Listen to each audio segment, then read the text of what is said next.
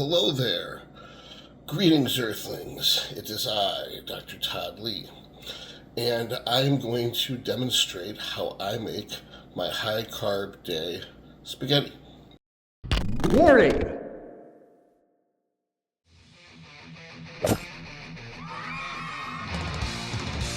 You're watching Dr. Todd Lee TV, where theoretically you could learn a bunch of cool shit.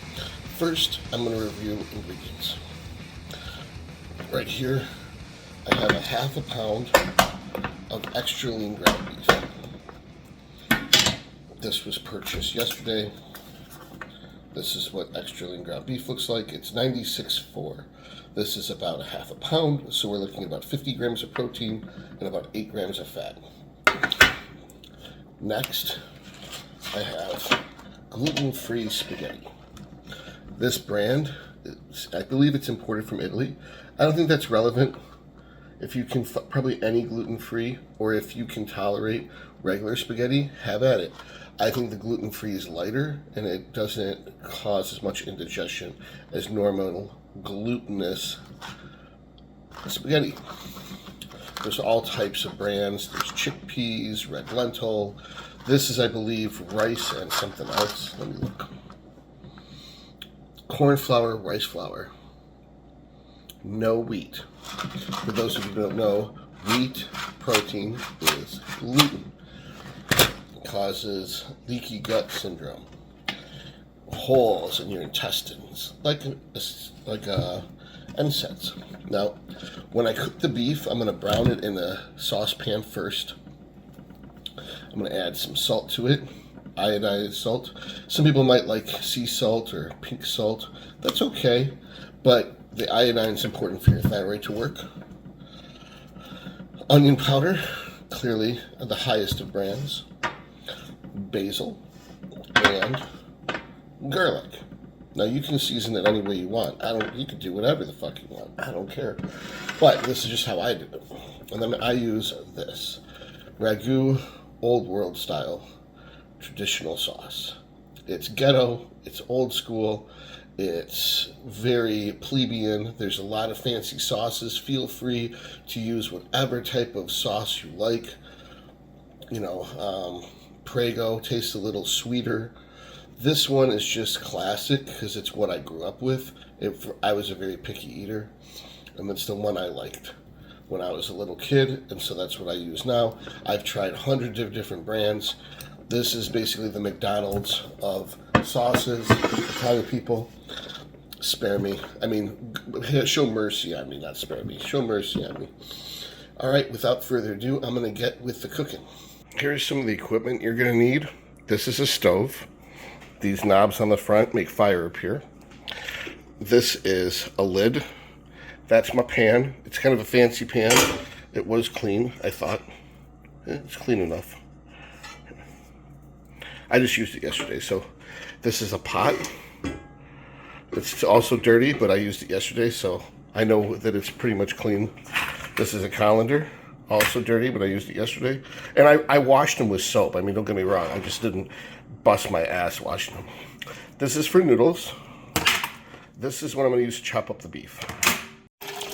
This is me filling the pot with water. I'm going to pour in a little bit of olive oil. It doesn't really matter that I measure it because we're not going to keep the olive oil. It's going to get washed off in the colander. But the olive oil will stick to the noodles and will make the noodles not stick to each other. So it's going to be hard to do this with one hand because I got to hold the camera, but I'm going to try. So what I'm doing is I'm breaking up the meat with a spatula. It's a very hard spatula. Like this is like the type of plastic that Navy SEALs make knives out of to cut people's throats. I don't know if you could really cut with it, but you could probably stab someone in the neck. But I'm not a very good camera person when I have to focus on two things. But the point is I break it up. Now I'm going to pause this and I'm going to break it up a lot finer. But you're going to see I'm going to break it up into like sand so that when I pour the sauce in here, the meat just thickens the sauce. I hate chunks of meat because it doesn't stick to the pasta. It's just like some clumpy shit at the bottom of this plate once you mix it together. All right, I'm going to apply the seasoning now while there's still some fat for the seasoning to attach to. I mean, this is going to vaporize. You can see it rising off. So I want to mix it in.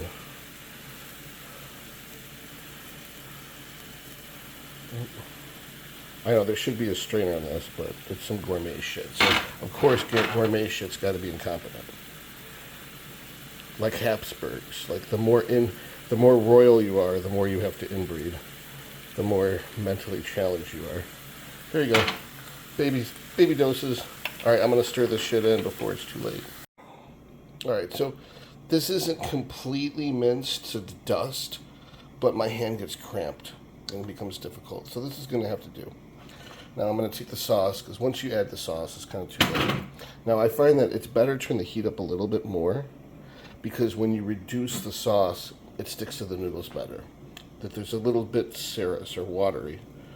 So, not sure exactly how much have I added. I've added 130. There we go. Let's see how much that is. 265 grams of sauce. I'm going to stir this in and see what it's like.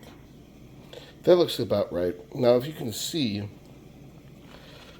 you would think the water, but it doesn't. See, like, there's nothing there. So by cooking the meat in the pan first, it's coated the pan with the beef fat, and so now the sauce sits on top of the beef fat. It doesn't integrate very well, which is what I wanted. So it's less likely to burn. And so this will help reduce the sauce and take the moisture, water, H2O, out of the sauce in the form of vapor, and will make it a little bit thicker than it already is. I think this is a good amount. I can always add sauce later if I underdid it. Getting the sauce to beef ratio is important, because otherwise if you use too much beef, like if I use a full pound of beef, you don't taste the sauce, you just taste beef. And I want it to be very little beef. I would use turkey instead, but turkey is actually higher in fat than extra lean beef. All right, so this is boiling water. I wait until it's actually boiling. I put the cover on it to keep moisture from getting out. Normally I wouldn't be covering that. I leave it a crack so that moisture can still leave, because I want this to get reduced. I did not want this boiling down, so I put the cover on it. So I'm going to add the pasta. Now, because of the weight, this is kind of difficult. You have to add it in like this and that. If you try to do it any other way, it gets all fucked up. And then some crazy people break the pasta. That drives me nuts. I don't know why. Call me OCD if you want. I don't think you're supposed to break the pasta. Plus, it goes all over the fucking room. So now I'm going to stir this periodically, just like I got to stir the other stuff, otherwise it burns. So I'm not going to be holding the camera, because I have to pay attention to these things while they cook. This takes about 10 minutes to be perfectly al dente. I taste it periodically to make sure. If I can't bite through it and it's not homogeneously dense, then it's not ready. If there's a core of hardness in the center, it's not ready. Obviously, if it's soft, then it's overcooked. Every single noodle should be able to be could tell. Your teeth should cut through them individually, not all at once. So the sauce came out as exactly the level of cooked that I want it. So I'm just going to turn the heat off. Normally I'd leave it on low, but it just came out so perfect so quickly. I'm afraid if I leave it on low, it's still going to get overcooked. But this is how I like it. So it's kind of like going to stick to the noodles. It's not going to just seep past the noodles to the bottom of the plate. And this is the final product. Now the whole thing combined is 48 plus 24, 72 grams of protein.